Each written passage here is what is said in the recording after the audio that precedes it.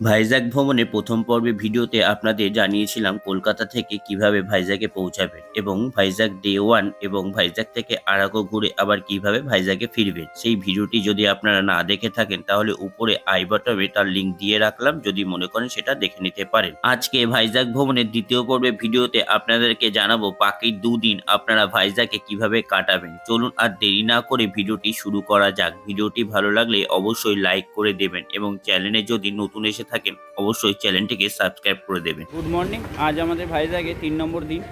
আর আজকে আমরা ভাইজ্যাগে কিছু লোকাল সাইট সিন করবো বলে বেরিয়ে পড়লাম রেডি হয়ে হোটেল থেকে। এখন 10:30টার মতন বাজে। আমরা এখন আজকে প্রথমে যাব ফিশিং হারবার, সেখান থেকে যাব রোজ হিল চার্চ ও সেখান থেকে ইয়ারাদা ব্রিজ, আর শেষে লাইট হাউস হয়ে চলে যাব সাবমেরিন দেখতে। অটো করে যাব, এখন অটো বুক করতে যাচ্ছি। আমাদের হোটেলের সামনে থেকে আমরা অটো পেয়ে গেলাম। অটো টোটাল 2000 টাকা নেবে, 4খানা স্পট ঘুরিয়ে আমাদের সাবমেরিনে জায়গায় ছেড়ে দেবে। সেখান থেকে অটো ছেড়ে দেবো, আমরা সাবমেরিন ঘুরে আবার অন্য অটো করে চলে আসবে। কোনো পার্কিং চার্জ এক্সট্রা কিছু লাগবে না। এই অটো করে আমরা যাব প্রথমে ফিশিং হারবার। অটোতে ওঠার আগে সকালে ব্রেকফাস্টটা হোটেলের সামনে দোকান থেকে সেরে নিলাম। ইডলি আর ধোসা। ইডলি 1 প্লেট 30 টাকা এবং এক ধোসা 50 টাকা। আজকের প্ল্যানে আমাদের সীমাচলম টেম্পল যাওয়ার কথা ছিল, কিন্তু সেটা সম্পূর্ণ আলাদা রুট হওয়ায় আমরা আজকে আর গেলাম না। আপনাদের বলে রাখি, অটোতে যদি সীমাচলম টেম্পল যান তাহলে এক্সট্রা ভাড়া দিতে হবে এবং অটো পুরো মন্দির পর্যন্ত যাবে না। মন্দিরে যাওয়ার জন্য লোকাল বাসেই যেতে হবে। অটো আপনাদের সেই বাস স্ট্যান্ড পর্যন্ত পৌঁছে দেবে এবং ওয়েট করবে আপনাদের ফিরে আসা পর্যন্ত। অটো করে আমরা 10 মিনিটের মধ্যে পৌঁছে গেলাম আমাদের আজকের দিনে প্রথম সাইট সিন ভাইজ্যাগে ফিশিং হারবার, যা আরকে বিচ থেকে মাত্র 3 কিলোমিটার দূরেই অবস্থিত। ফিশিং হারবারে নেমে একটু শাঁসালা ডাব খেয়ে নেওয়া হচ্ছে 30 টাকা 50 টাকা করে এখানে পার পিস ডাবের দাম। নীল আকাশের নিচে নীল সমুদ্রের মধ্যে যদি বোটিং এ আনন্দ উপভোগ করতে চান তাহলে আপনাদের এখানে 10 মিনিট বোটিং এর জন্য দিতে হবে 250 টাকা, যা আমাদের কাছে অনেকটাই বেশি বলে মনে হলো, তাই আমরা আর বোটিং করিনি। এখানে বোটিং করার সময় সকাল 9:30 থেকে বিকেল 5টা পর্যন্ত। প্রায় 26 হেক্টর জায়গা জুড়ে অবস্থিত ফিশিং হারবার বন্দরটি খোলা হয়েছিল 1976 সালে। এখানে আসার কোনো নির্দিষ্ট সময় নেই, তবে সকালের দিকে আসলে প্রচুর ট্রলার বন্দরে প্রবেশ করে, ফলে প্রচুর মাছ আপনারা দেখতে পারবেন এবং এখানে প্রবেশের জন্য কোনো প্রবেশ মূল্যও লাগে না। প্রায় 30 মিনিটের উপরে আমরা এখানে সময় কাটাই। তারপর এখান থেকে চলে যায় আজকের দিনের দ্বিতীয় সাইট সিন রোজ হিল চার্চ।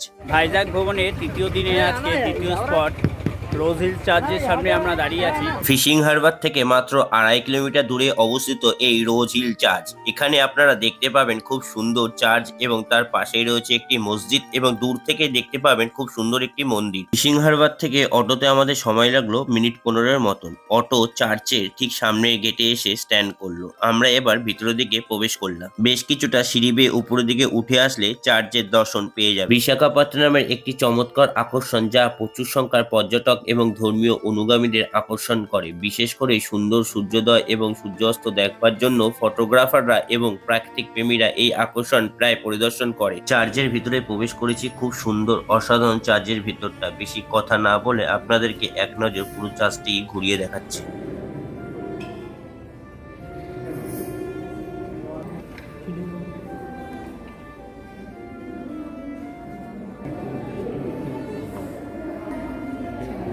ওইদিকে চার্চ, আমরা কিছুটা পেছন দিকে চলে আসলাম। চার্চের এই জায়গাটা বিভিন্ন রকম সাংস্কৃতিক অনুষ্ঠান হয়, ফেয়ার হয়। রোজ হিল চার্চ থেকে পুরো ভাইজ্যাক সিটিটাকে খুব সুন্দর লাগছে দেখতে।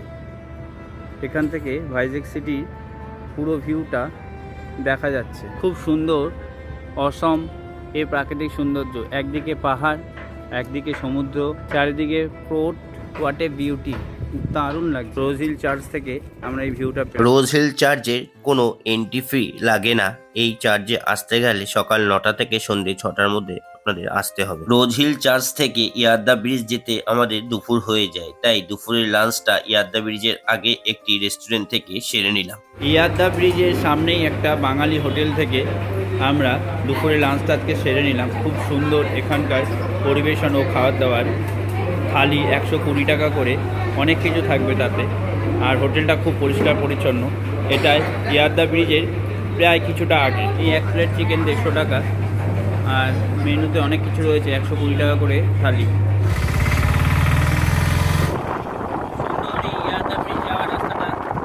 ইয়ারদা ব্রিজে আমরা নেমে গেলাম। এখানেই অটো পার্কিং হলো। এবার আমরা বিচের কাছে যাচ্ছি।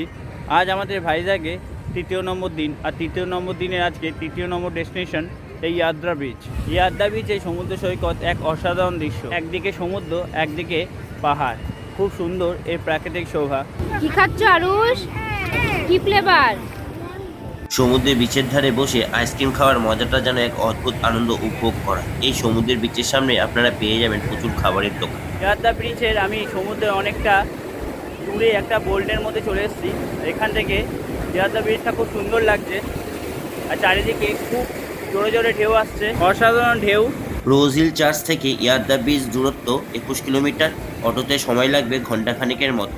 এখানে আসার জন্য নির্দিষ্ট কোনো সময়সীমাও নেই এবং কোনো প্রবেশ মূল্যও লাগে না। আমাদের বেশ সুন্দর লাগে এই জায়গাটি, তাই আমরা এখানে বেশ অনেকক্ষণ সময় কাটিয়েছিলাম। আপনারা যদি একটু ভালোভাবে সব জায়গায় কাটাতে চান তাহলে আমাদের মতন 4 দিনের সময় নিয়ে আসবেন। পাহাড়ে অটো আটকে গেছে, ঠেলে দিতে হচ্ছে। পাহাড়ি রাস্তায় অটো আটকে গেছে, তাই মাঝপথে এসে অটোকে ঠেলে কিছুটা উপরের দিকে উঠিয়ে আনতে হলো। এই হচ্ছে ইয়াদ্রা ব্রিজ যাওয়ার রাস্তা, আর বাড়ির লোক আসছে ওখান থেকে অটো ঠেলে। অটোতে যেহেতু আমরা 6 জন ছিলাম তাই অটো পাহাড়ের উপরে উঠতে গিয়ে আটকে যায়। 2-3 জন থাকলে অতটা অসুবিধা হবে না। ডলফিন নোজে এন্ট্রির বিশাল লাইন। আজকে তৃতীয় দিনে আমাদের 4র্থ নম্বর স্পট ডলফিন নোজে আমরা প্রবেশ করছি। আধার এন্ট্রি ছিল, সেখানেও প্রচুর লাইন ছিল বলে বিনা এন্ট্রিতেই আমাদের পারমিশন করিয়ে দিল সবাইকে, নাহলে সময় হয়ে যাচ্ছে, 5টা বেজে যাচ্ছে, তাই আর এন্ট্রি করলো না, উইদাউট এন্ট্রিতেই পারমিশন করে দিল। আর আমরা অনেকটা দূর হেঁটে হেঁটে এখন যাচ্ছি ডলফিন নোজের দিকে। ডলফিন নোজে আমরা প্রবেশ করলাম। এখানকার টিকিট মূল্য বড়দের 10 টাকা করে, আর 3 বছর থেকে 11 বছর বাচ্চাদের 3 টাকা করে। আর এটা খোলা থাকে দুপুর 2টো থেকে বিকেল 5টা পর্যন্ত। 5টার পর টিকিট কাউন্টার বন্ধ হয়ে যায়। আর আমরা এখন 4:30 বাজে, অনেকটাই লেট হয়ে গেল, আধা ঘন্টার মতো হাতে সময় আছে। লাইট হাউসে উপরে ওঠার জন্য লম্বা লাইন আছে, আমার পিছনেও প্রচুর লাইন আর সামনেও প্রচুর লাইন রয়েছে। লাইট হাউসে প্রচুর লম্বা লাইন, একটু অফ সাইডে চলে আসলাম লাইনটা রেখে। এখান থেকে ভিউটা নেওয়ার চেষ্টা করছি। প্রচুর ভিড় এখানে লাইট হাউস দেখার জন্য, বাঙালিদের যেন ভিড় উপচে পড়েছে। আজ নবমী ভিড় কলকাতা থেকে এখানেও কম কিছু না। বহু প্রতীক্ষার পর বহুক্ষণ লাইনে দাঁড়িয়ে অবশেষে লাইট হাউসের উপরে আমরা পৌঁছাতে পারলাম।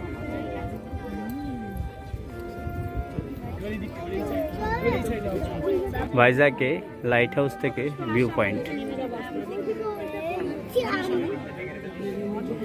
এই লাইট হাউসটি সমুদ্রপৃষ্ঠ থেকে 174 মিটার উঁচু এবং 358 মিটার চওড়া। আর এই লাইট হাউসের আলো এত শক্তিশালী যে 65 কিলোমিটার দূরে জাহাজগুলিকে নির্দেশন করতে সাহায্য করে।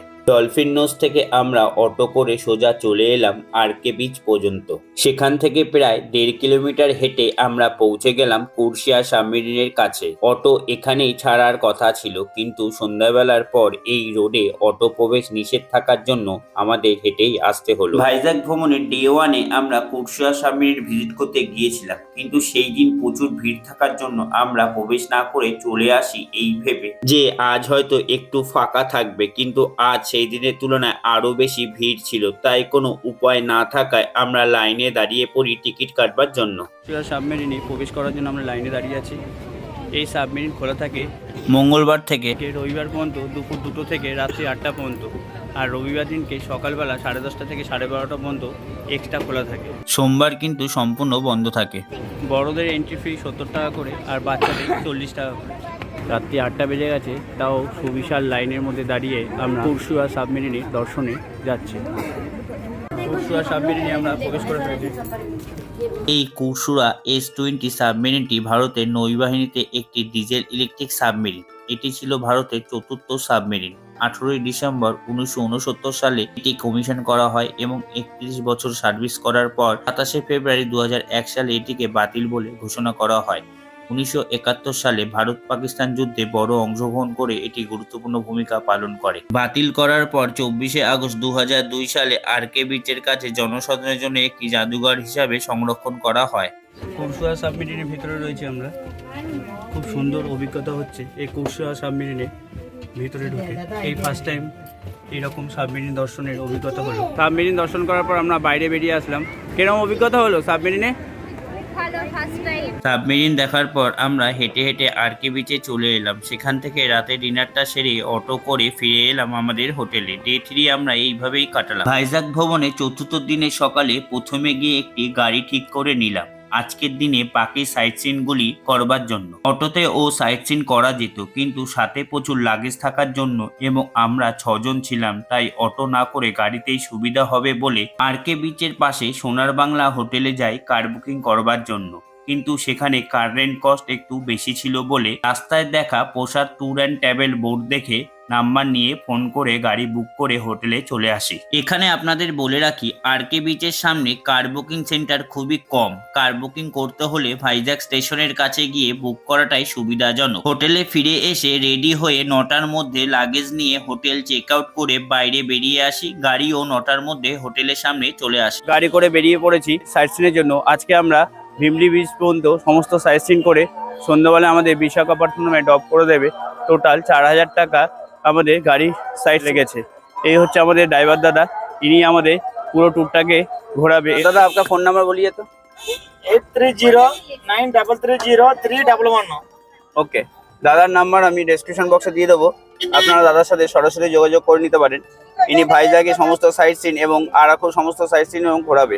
5,500 থেকে 6,000 টাকার মধ্যে ভাইজ্যাগ থেকে আরাকু সমস্ত সাইট সিন করিয়ে আবার আপনাদের ভাইজ্যাগে ড্রপ করে দেবে। সিজন ওয়াইজ রেট চেঞ্জ হয়। খুবই ভালো ড্রাইভার, আর এসি কার, আপনারা এসি সুবিধা পাবেন। ভাইজ্যাগ ট্যুরে আজকে আমাদের চতুর্থ দিনে আমাদের প্রথম সাইট সিন সীমাচলম টেম্পল। আমার পিছনে রয়েছে সীমাচলম টেম্পল।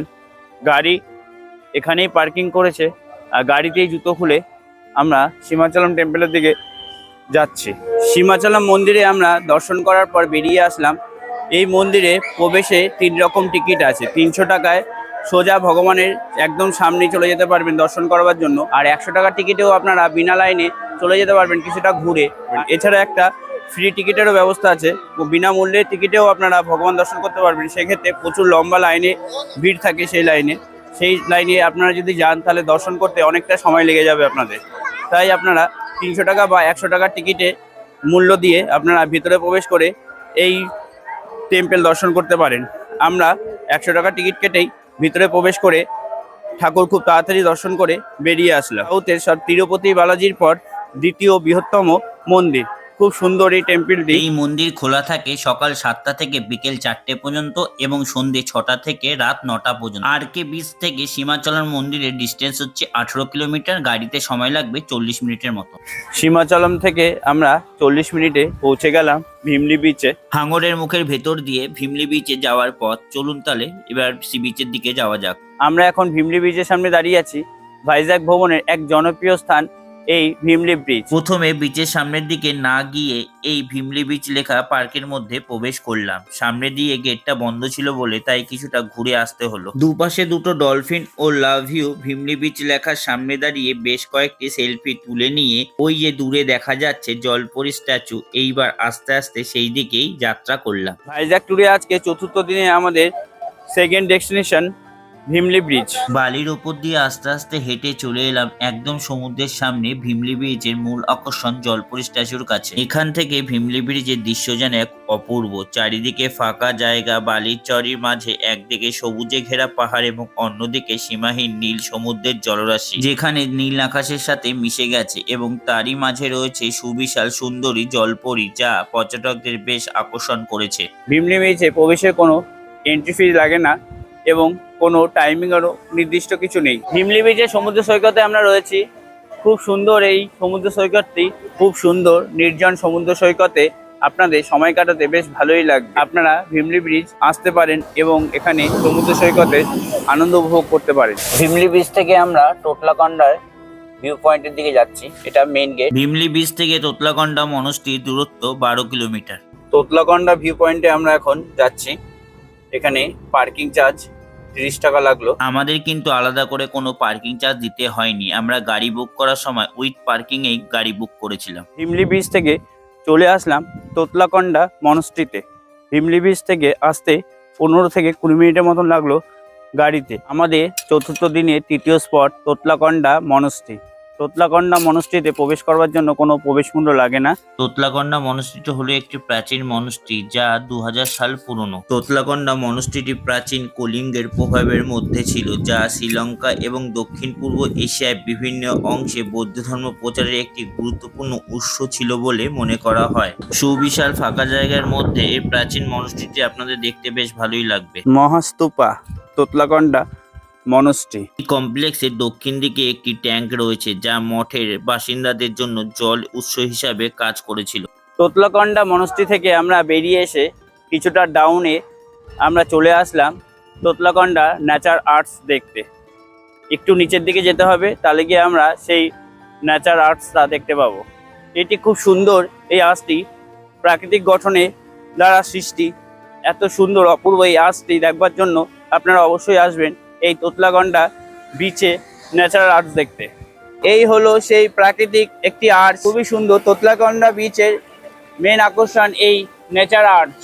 এখন বিচে প্রচুর জল রয়েছে, তাই আর্টসটি ঠিকমতো নেমে পরিদর্শন করা গেল না, দূর থেকে এই ভিডিওটা করা হচ্ছে। আর্চের মধ্যে বেশ কিছুক্ষণ বসে চারিদিকের প্রাকৃতিক শোভা উপভোগ করতে করতে বেশ কিছু ফটো তুলে নিলাম। অবশেষে নিজেকে আর আটকে রাখতে না পেরে প্যান্টটা গুটিয়ে জলে নেমে পড়লাম আর্চটিকে কাছ থেকে দেখবো বলে। সত্যি অসাধারণ দেখতে লাগছিল আর্চের ভেতর দিয়ে সমুদ্রের দৃশ্যটি। তোতলাকন্ডা ন্যাচার আর্টস দেখার পর আমরা চলে আসলাম রামানাইডু স্টুডিওতে। এটি হচ্ছে টিকিট কাউন্টার। এখন টিকিট কেটে আমরা ভেতরে প্রবেশ করব। অ্যাডাল্ট 60 টাকা, চাইল্ড 30 টাকা। খোলা থাকে দুপুর 12টা থেকে 8টা পর্যন্ত। তোতলাকন্ডা ন্যাচারাল আর্টস থেকে রামানাইডু স্টুডিও দূরত্ব 5 কিলোমিটার। গাড়িতে সময় লাগলো 10 থেকে 15 মিনিটের মতো। গেট দিয়ে এবার গাড়ি নিয়ে আমরা ভেতরে প্রবেশ করব রামানাইডু স্টুডিও। আজকে চতুর্থ দিনে চতুর্থ স্পট। রামানাইডু স্টুডিওর ভিতরে আমরা গাড়ি নিয়ে প্রবেশ করে গেছি টিকিট কেটে। এখন স্টুডিওর দিকে যাচ্ছি। মেন টিকিট কাউন্টার থেকে গাড়ি করে 1-2 কিলোমিটার ভেতরে আসার পর প্রবেশ রামানাইডু স্টুডিওতে। এই এন্ট্রান্স রামানাইডু স্টুডিও পাড়ায় আমরা চলে এসেছি। এটা হচ্ছে স্টুডিও হসপিটাল। ডক্টর রামানাইডুর ফটো এক্সিবিশন। রামানাইডু স্টুডিওর ফটো এক্সিবিশন হল। রামানাইডু স্টুডিওর অনার ভেঙ্কটেশ। এই হচ্ছে রামানাইডু স্টুডিওর মেন বাংলো, যেখানে অনেক বই শুটিং হয়েছিল। স্টুডিও পাড়ার এটা হচ্ছে মার্কেট প্লেস।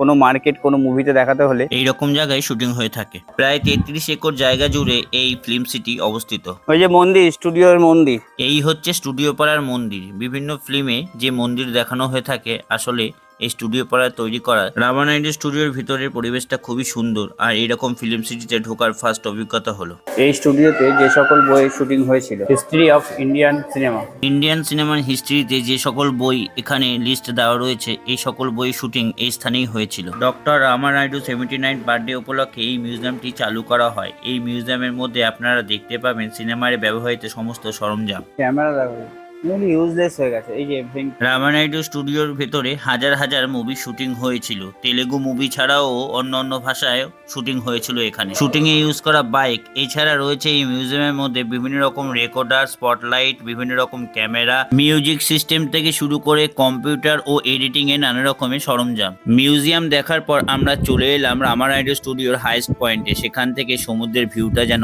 অসাধারণ। রামানাইডু স্টুডিও থেকে বেরিয়ে আমরা চলে গেলাম ঋষিকন্ডা বিচে। রামানাইডু স্টুডিও থেকে ঋষিকন্ডা বিচের দূরত্ব 6 কিলোমিটার। গাড়িতে সময় লাগলো মিনিট 15-এর মতো। ঋষিকন্ডা বিচে যখন আমরা পৌঁছাই তখন প্রায় দুপুর হয়ে যায়, তাই দুপুরের লাঞ্চটা এখানেই সেরে নিলাম। ঋষিকন্ডা বিচে ঢোকার আগে আমরা দুপুরে লাঞ্চটা সেরে নিলাম এখানে একটি লোকাল ধাবা থেকে। প্রচুর বড় এই ধাবাটা, কি ভিড় দেখুন। এটা একটা সেলফ কাউন্টার। বিল করে তারপর আপনারা এখানে টেবিলে নিয়ে এসে খেতে পারেন। এই 130 টাকা করে ভেজ থালি। দুপুরে লাঞ্চটা সেরে নিয়ে তারপর চলে আসলাম ঋষিকন্ডা বিচে সামনে। আজকে আমাদের চতুর্থ দিনের পঞ্চম দর্শনীয় স্থান ঋষিকন্ডা সি বিচ। খুব সুন্দর এই সি বিচটি, আর স্নান করার জন্য খুবই উপযুক্ত এই বিচ। কোনো বোল্ডার বা পাথর না থাকা এখানে স্নান করা খুবই সহজ, তাই এখানে প্রচুর লোক স্নান করার মজা নিচ্ছে। ভাইজ্যাক ভ্রমণে আরও একটি অন্যতম জনপ্রিয় স্থান এই ঋষিকন্ডা বিচ। সোনালী বালি, স্বচ্ছ নীল জল, চারিপাশে পাহাড়ে ঘেরা সবুজ গাছপালা এই বিচের প্রধান আকর্ষণ এবং প্রকৃত প্রেমীদের জন্য একটি স্বর্গ। কোভিডের আগে এই বিচে নানা ধরনের অ্যাক্টিভিটি অ্যাডভেঞ্চার করানোর সুযোগ ছিল, কিন্তু এখন শুধু হর্স রাইডিং ও স্পিড বোট অ্যাক্টিভিটি করা হয়। ঋষিকন্ডা বিচের সামনেও বহু হোটেল পেয়ে যাবেন থাকবার জন্য। বহু পর্যটকরা আরকে বিচের সামনে না থেকেও এই বিচের পাশে হোটেল নিয়ে থাকে। বিশাখাপত্তনম স্টেশন থেকে এই বিচের দূরত্ব 15 কিলোমিটার, গাড়িতে সময় লাগবে 30 মিনিটের মতো। মেন সিটি থেকে ঋষিকোন্ডা বিচটা যেহেতু একটু ভেতরের দিকে অবস্থিত, তাই আরকে বিচের তুলনায় এই বিচটি একটু কোলাহল মুক্ত। তবে আরকে বিচের তুলনায় এখানকার হোটেল ভাড়া অনেক বেশি। এই বিচে আমরা স্নান করব বলে প্ল্যান করে আসি, তাই এখানে বেশ কিছুক্ষণ স্নান করে আনন্দ উপভোগ করি। বিচের পাশেই চেঞ্জিং রুম রয়েছে, চাইলে সেখানে গিয়েও আপনারা ড্রেস চেঞ্জ করতে পারেন। তবে আমরা বিচেই চেঞ্জ করে নিয়েছিলাম। পঞ্চম দিনে ষষ্ঠ দর্শনীয় স্থান ইন্দিরা গান্ধী জুওলজিক্যাল পার্ক। এটা বাচ্চাদের জন্য খুব সুন্দর একটি চিড়িয়াখানা। আপনারা এখানেও চলে আসতে পারেন। এই চিড়িয়াখানার এই হচ্ছে মেন গেট, আর এটা হচ্ছে ticket counter. Indira Gandhi zoological park খোলা থাকে সকাল 8:30 থেকে বিকেল 5টা পর্যন্ত। আর এটা হচ্ছে টিকিট কাউন্টার। প্রবেশ মূল্য বড়দের 70 টাকা আর বাচ্চাদের 30 টাকা করে। সোমবার দিনকে এই পার্ক সম্পূর্ণ বন্ধ থাকে। এটা ঋষিকোন্ডা বিচ থেকে আপনারা আসার পথে দেখে নিতে পারেন এই সুন্দর চিড়িয়াখানাটি। ঋষিকোন্ডা বিচ থেকে ইন্দিরা গান্ধী জুওলজিক্যাল পার্কের ডিস্টেন্স 5.5 কিলোমিটার, গাড়িতে সময় লাগবে 15 মিনিটের মতো। হাঁটার অলসতা থাকার জন্য আমরা এই চিড়িয়াখানার ভিতরে প্রবেশ করলাম না। আমরা এখন দাঁড়িয়ে আছি কৈলাসগিরি প্রবেশের মূল গেটের সামনে। গাড়ি এর বাইরেই পার্ক করতে হয়েছিল। আপনারা যদি অটো করে সাইট সিন করতে চান তাহলে অটো এই পর্যন্ত আসবে না, আপনাদেরকে রোপওয়ের সামনে ছেড়ে দেবে। সেখান থেকে রোপে করে কৈলাসগিরিতে পৌঁছাতে হবে। রোপওয়ের সামনে থেকেও বাস পেয়ে যাবেন এই গেট পর্যন্ত আসার জন্য। যদি আপনারা রোপওয়ে যান তাহলে রোপওয়ে রাউন্ড ট্রিপের টিকিট মূল্য বড়দের 150 টাকা এবং বাচ্চাদের 80 টাকা, আর বাসের টিকিট মূল্য 50 টাকা জনপ্রতি। ইন্দিরা গান্ধী জুওলজিক্যাল পার্ক থেকে আমরা চলে আসলাম কৈলাসগিরি দর্শন করে আমরা চলে যাব টেমিটি পার্কে, আজকে লাস্ট দর্শনীয় স্থান। কৈলাসগিরিতে টয় ট্রেন ভ্রমণ আপনারা চাইলে করতে পারেন। পুরো কৈলাসগিরিটি এক রাউন্ড ঘুরিয়ে নিয়ে আসবে। টয় ট্রেনের টিকিট মূল্য এসিতে বড়দের 170 টাকা এবং বাচ্চাদের 120 টাকা, এবং নন এসিতে বড়দের 120 টাকা ও বাচ্চাদের 100 টাকা। বাচ্চাদের এজ লিমিট 4 থেকে 8 বছর পর্যন্ত। প্রচুর ভিড় থাকার জন্য আমরা টয় ট্রেন রাইড করিনি। আপনারা যদি টয় ট্রেন রাইড করতে চান তাহলে পাশেই রয়েছে টিকিট কাউন্টার। ভাইজাগ ভবনে চতুর্থ দিনে সপ্তম দর্শনীয় স্থান কৈলাসগিরি। ভাইজাগ ভবনে অন্যতম প্রধান আকর্ষণ এই কৈলাসগিরি। বিশাখাপত্তনম শহর থেকে প্রায় 568 ফুট উঁচুতে অবস্থিত পাহাড়ের চূড়ায় এই পার্কটি, যা ভাইজাগ ভবনে অন্যতম প্রধান আকর্ষণ এবং সুন্দর শহর পরিদর্শনকারী সমস্ত পর্যটকের জন্য একটি জনপ্রিয় পিকনিক স্পট। প্রায় 380 একর জায়গা নিয়ে অবস্থিত এই পার্ক, যা বিশাখাপত্তনম স্টেশন থেকে 10 কিলোমিটার দূরে অবস্থিত এবং ইন্দিরা গান্ধী জুওলজিক্যাল পার্ক থেকে 6.5 কিলোমিটার দূরে অবস্থিত। গাড়িতে আমাদের সময় লেগেছিল 20 মিনিটের মতো। এই কৈলাসগিরি পার্কের মূল আকর্ষণ হলো সুবিশাল শিব পার্বতীর মূর্তি, যা প্রায় 12 মিটার অর্থাৎ 40 ফুট উঁচু। কৈলাসগিরিতে খুবই সুন্দর এই শিব পার্বতীর মূর্তিটি। কৈলাসগিরি পার্ক খোলা থাকে সকাল 6টা থেকে সন্ধ্যে 7:30 পর্যন্ত। কৈলাসগিরিতে প্রবেশে কোনো প্রবেশ মূল্য লাগে না। ভাইজ্যাগে সবচেয়ে highest point Kailasagiri Titanic view point. সেখান থেকে পুরো ভাইজ্যাগ শহরটিকে খুব সুন্দর লাগে দেখতে। কৈলাসগিরি পুরো পার্কটি খুব পরিষ্কার পরিচ্ছন্ন এবং প্লাস্টিক মুক্ত অঞ্চল। এখানে ছোটদের বিনোদনের জন্য রয়েছে সুবিশাল পার্ক। আমরা প্রায় ঘন্টাখানিক সময় এই কৈলাসগিরি পার্কে কাটিয়ে চলে গেলাম পরের গন্তব্যস্থানে। ভাইজাগ ভবনে আজকে আমাদের শেষ দর্শনীয় স্থান টেমিটি পার্ক। এখন এই মুহূর্তে আমরা টেনিটি পার্কে চলে এসেছি। কৈলাসগিরি থেকে টেনিটি পার্কের ডিস্টেন্স 3.5 কিলোমিটার, গাড়িতে সময় লাগলো মিনিট 15 মতো। টেমিটি পার্কে যখন আমরা এলাম তখন প্রায় সন্ধ্যে নেমে এসেছিল, তাই টেমিটি পার্কের ভিডিও ঠিকমতো করতে পারলাম না। টেনিটি পার্কটি হলো বিশাখাপত্তনম শহরের একটি আরবান পার্ক। খুবই সুন্দর এই পার্ক। এই শহরে প্রাচীনতম পার্কগুলির মধ্যে একটি। এই পার্কের মূল আকর্ষণ হলো এখানে আটকে থাকা সুবিশাল জাহাজ। প্রায় 3000 টন বাংলাদেশি পণ্যবাহী জাহাজ এমভি মা। এই জাহাজটি টেনিটি পার্কের সামনে এসে আটকে পড়ে, আর এখান থেকে আর এই জাহাজটি যেতে পারেনি। খুব সুন্দর, অসাধারণ এই জায়গাটি। সমুদ্র সৈকতে বেশ ভালো। টেমিটি পার্ক জায়গাটা খুব সুন্দর। টেনিটি পার্ক খোলা থাকে সকাল 6টা থেকে সন্ধ্যে 9টা পর্যন্ত। এই পার্কে কোনো এন্ট্রি ফি লাগে না। হাতে সময় থাকায় আমরা এই পার্কে প্রায় 30 থেকে 45 মিনিট কাটাই এবং এখান থেকে চলে যাই বিশাখাপত্তনম স্টেশনে। টেনিটি পার্ক থেকে বিশাখাপত্তনম স্টেশনের দূরত্ব 9 কিলোমিটার, গাড়িতে সময় লাগবে 25 মিনিটের মতো। ফাইনালি আমরা চলে এলাম বিশাখাপত্তনম স্টেশনে। এখন ঘড়িতে বাজে 7টা 15। ঘন্টাখানিক আগে আমরা স্টেশনে পৌঁছে গেলাম সমস্ত সাইট সিন করে। আমাদের ট্রেন 8টা 10-এ ডাউন করমণ্ডল এক্সপ্রেস ধরে আমরা আমাদের গন্তব্যের দিকে চলে যাব। Good bye Vizag.